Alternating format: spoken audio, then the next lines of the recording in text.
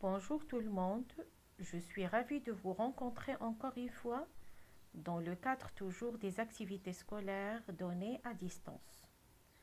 Aujourd'hui, nous allons procéder à la correction de l'exploitation des apprentissages à distance. Mais juste avant de commencer, je vais vous dire bravo. Bravo à tout le monde parce que vous avez très bien travaillé. J'ai vu vos copies, vos réponses et les résultats étaient en général satisfaisants. Bravo. Bon, comme d'habitude, nous partons d'un texte de base. Ensuite, la compréhension de l'écrit. Et on a trois types de questions dans la compréhension de l'écrit. Identifier d'abord, c'est-à-dire des questions de repérage trouvées dans le texte.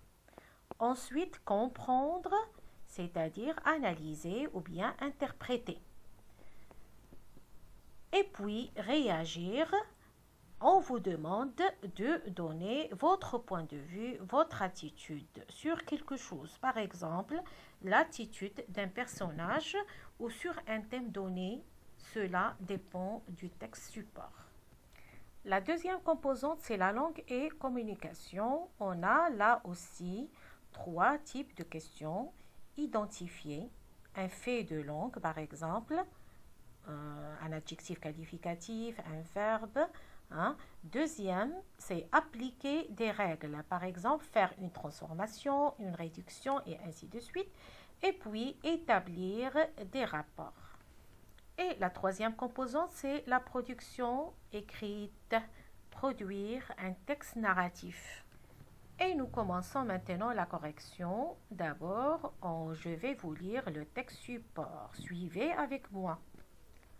Mon premier ami avait un an de plus que moi. Nous n'étions pas au même lycée. Nous nous étions rencontrés en été à Ifrane, où ma tante avait une résidence secondaire. Il avait les cheveux blonds, il était mince et élégant. Si je me souviens aujourd'hui de cette amitié, c'est qu'elle fut construite sur un mensonge.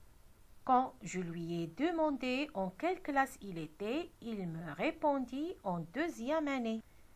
Et moi, sans réfléchir, je lui dis moi aussi, alors que je venais d'entrer en première année du lycée. J'ai entretenu ce mensonge pendant toute une année. Nous nous écrivions des lettres. Il me parlait des auteurs qu'il faisait en classe et je me précipitais à la bibliothèque pour emprunter leurs livres, essayant de les lire à mon tour pour pouvoir en discuter avec lui.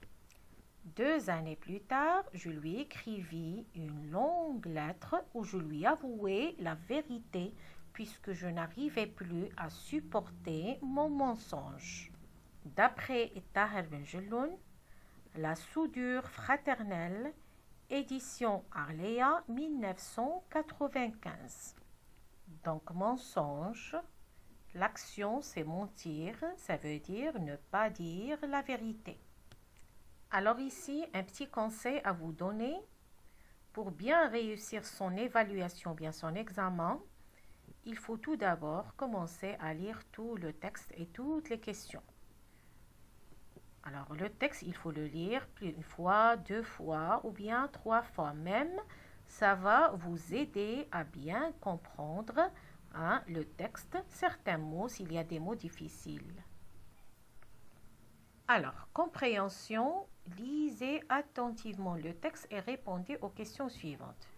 Complétez, première question, complétez le tableau suivant. Alors, comme vous remarquez, il y a 4 colonnes. Dans la première colonne, l'auteur du texte, le titre du roman d'où le texte est tiré, la maison d'édition et la date de parution. Alors, ces réponses-là, on ne va pas les tirer du texte, mais des éléments paratextuels. Alors ici, à la fin du texte, on peut voir, il y a d'après Tahir Benjelloun, donc l'auteur c'est Tahir Benjelloun. La soudure fraternelle, c'est le titre de l'œuvre d'où on a extrait ce passage-là. Donc c'est la soudure, donc la source c'est la soudure fraternelle. L'édition c'est l'édition Arléa, le texte ou bien l'œuvre a été publiée en 1995. Nous passons maintenant à la deuxième question. Où le narrateur a-t-il rencontré son ami? Alors, dans le texte, on a « Nous nous étions rencontrés en été à Ifran ». Donc, ici, on nous demande le lieu. Donc, c'est Ifran. Donc, la réponse, le narrateur a rencontré son ami à Ifran. Troisième question, dites si les affirmations suivantes sont vraies ou fausses. Alors, vous avez 4 affirmations. La première, ou bien l'affirmation numéro A, les 2 amis sont dans le même lycée. Je répète, les 2 amis sont dans le même lycée. Mais dans le texte, on a « nous n'étions pas au même lycée ». Donc, l'affirmation est fausse.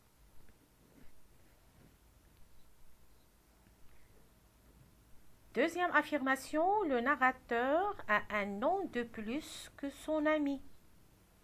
Je répète, le narrateur a un nom de plus que son ami.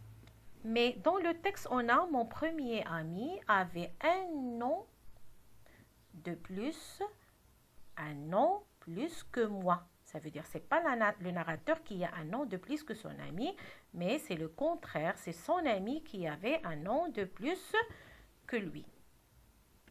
Et donc, l'affirmation est fausse aussi. Le narrateur a un nom de plus que son ami, donc c'est faux.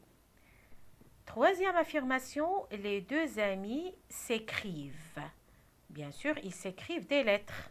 Oui, c'est vrai, parce que dans le texte, on a « nous nous écrivions des lettres ». Nous nous écrivions des lettres. Donc, les 2 amis s'écrivent. Vrai. La dernière affirmation, le narrateur a menti à son ami. Oui, c'est vrai. Parce que dans le texte, on a « si je me souviens aujourd'hui de cette amitié, c'est qu'elle fut construite sur un mensonge ». Donc l'amitié est construite, est faite sur un mensonge. Quand je lui ai demandé en quelle classe il était, il me répondit en 2e année.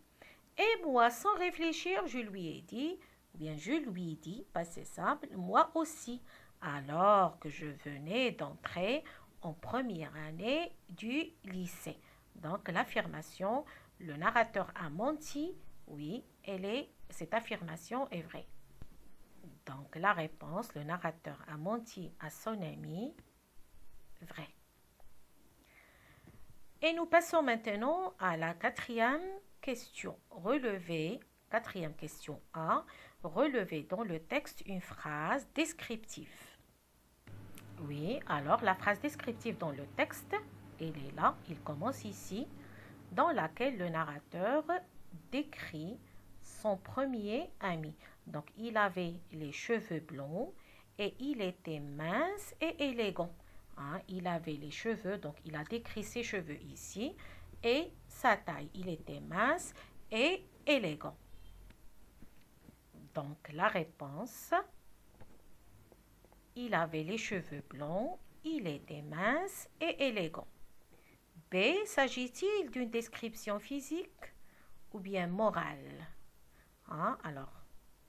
Donc les cheveux, la taille, il était élégant, ça veut dire présentable, donc c'est toujours le physique ici.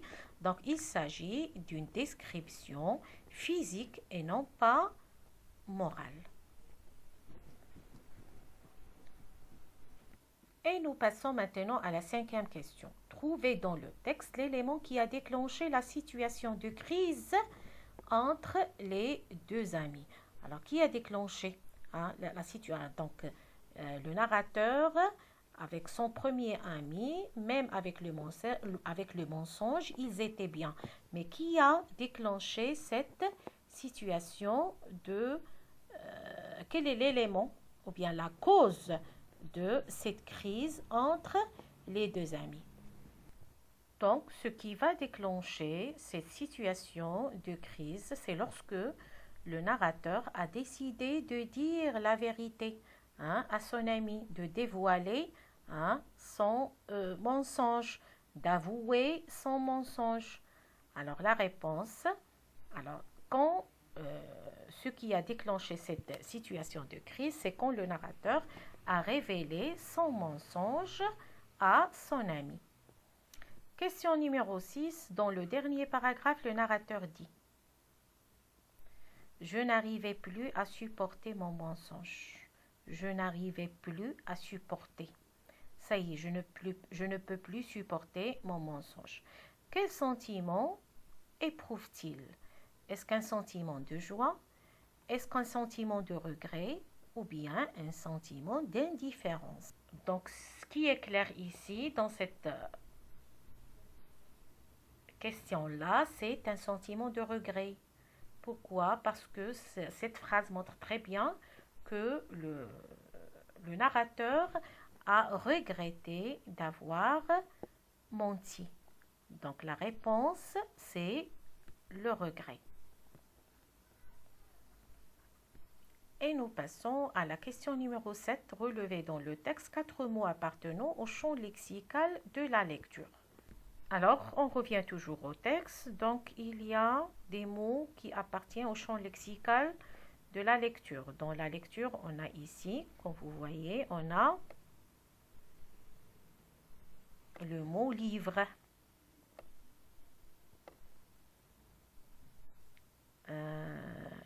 Bibliothèque.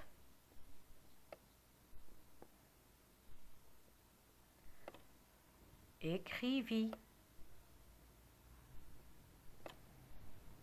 Par exemple,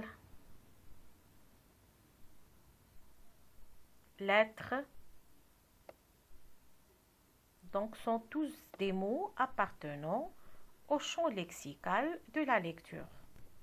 Alors, la réponse, les mots appartenant au champ lexical de la lecture sont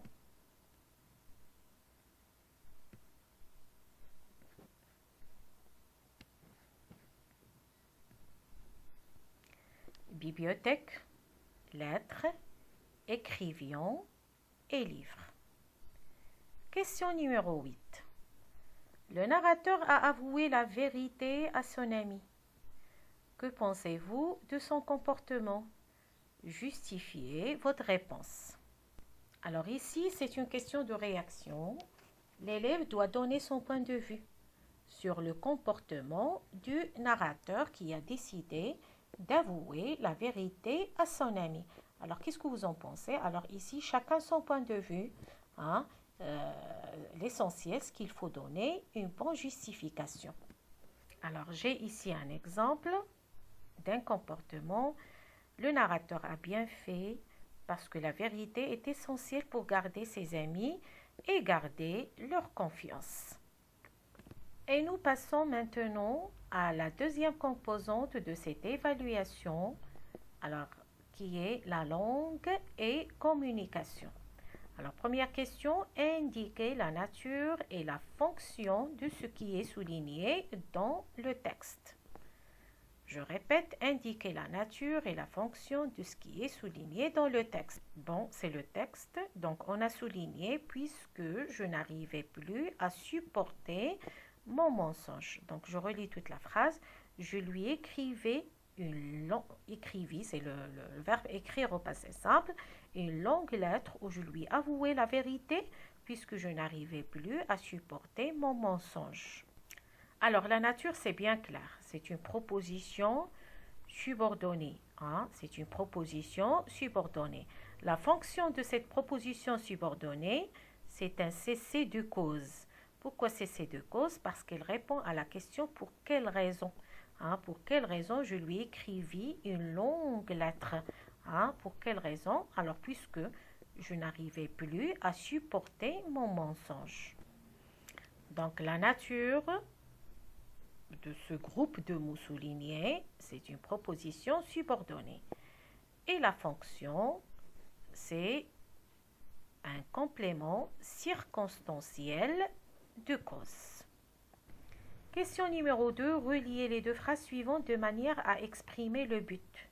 Il m'a prêté son livre, je peux faire la traduction. Il m'a prêté son livre, je peux faire la traduction. Alors, comme vous remarquez ici, les sujets des deux phrases ne sont pas identiques, ne sont pas les mêmes. Donc, pour exprimer le but ici, il faut utiliser une conjonction, bien une expression de but, une conjonction de subordination, locution plutôt, qui exprime le but, plus un verbe conjugué au subjonctif présent. Donc, et la réponse sera « Il m'a prêté son livre afin que je fasse la traduction ». Donc, le verbe « faire » conjugué au subjonctif, que je fasse, que tu fasses, qu'il fasse. Je répète, il m'a prêté son livre afin que je fasse la traduction. Question numéro 3. Reliez les deux phrases suivantes de manière à exprimer la conséquence. Notre amitié n'a pas duré longtemps. Je n'étais pas sincère avec lui. Alors ici, comme vous remarquez, il faut changer l'ordre des deux phrases, parce que c'est la première phrase qui est la conséquence de la deuxième. Donc, je n'étais pas sincère avec lui. Alors, quelle était la conséquence? Notre amitié n'a pas duré longtemps. Et on peut utiliser n'importe quelle expression pour exprimer les expressions de conséquences qu'on a vues ensemble. Alors, je n'étais pas sincère avec lui. Je peux mettre tant et si bien que notre amitié n'a pas duré longtemps. Je répète, je n'étais pas sincère avec lui, tant et si bien que notre amitié n'a pas duré longtemps.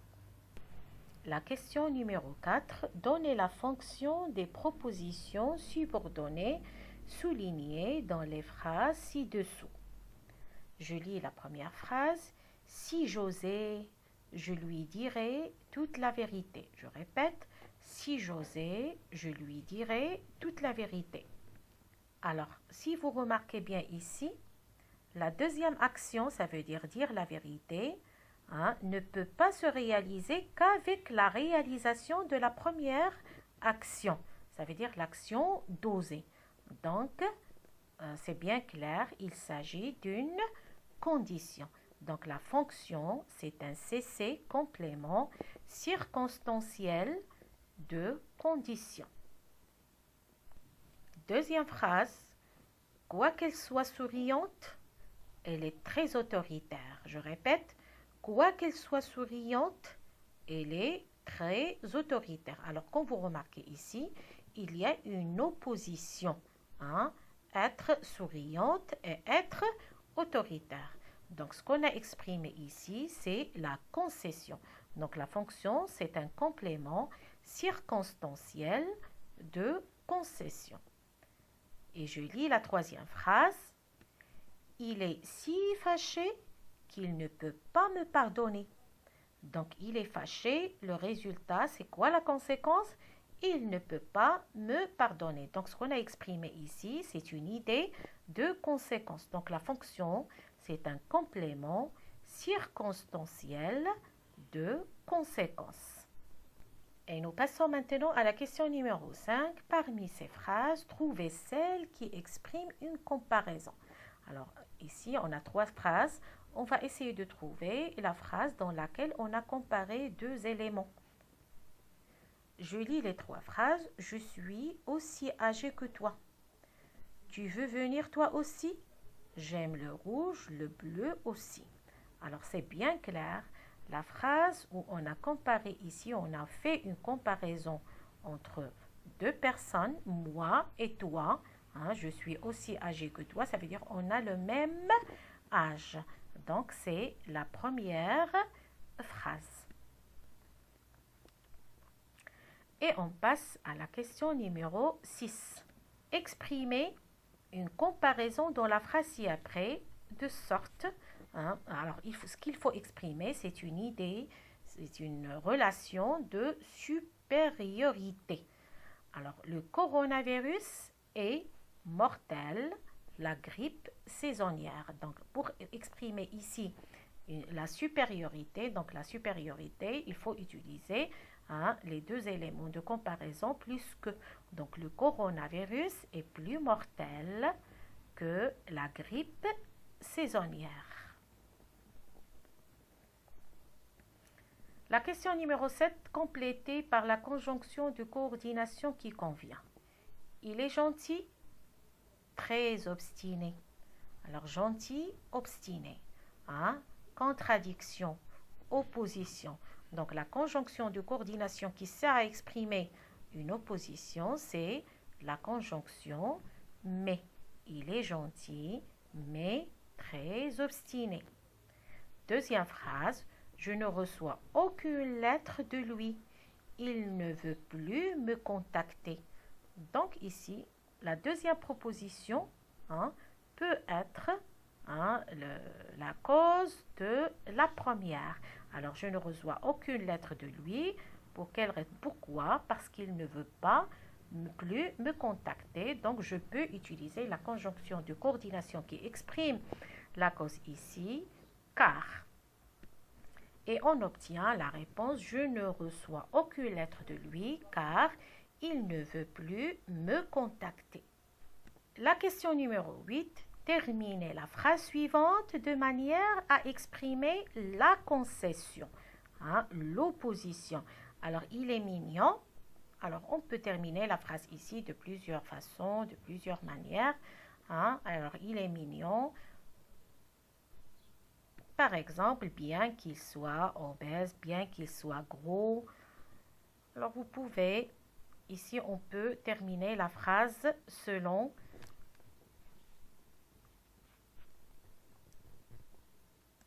Donc, ça dépend du sens. Donc, il faut voir le sens de la phrase. Il faut chercher quelque chose pour marquer ici une opposition. La question numéro 9. Conjuguez le verbe de la phrase suivante au ton qui convient. Je suis toujours sincère avec mes amis afin qu'ils, le verbe avoir confiance en moi. Donc, afin que, c'est une expression qui exprime le but. Donc, c'est un but à réaliser. On veut réaliser, donc le mode convenable ici et le temps convenable, c'est le présent de subjonctif. Donc, je suis toujours sincère avec mes amis afin qu'ils aient confiance en moi. Donc, on va s'arrêter ici. Je vous souhaite une très bonne journée.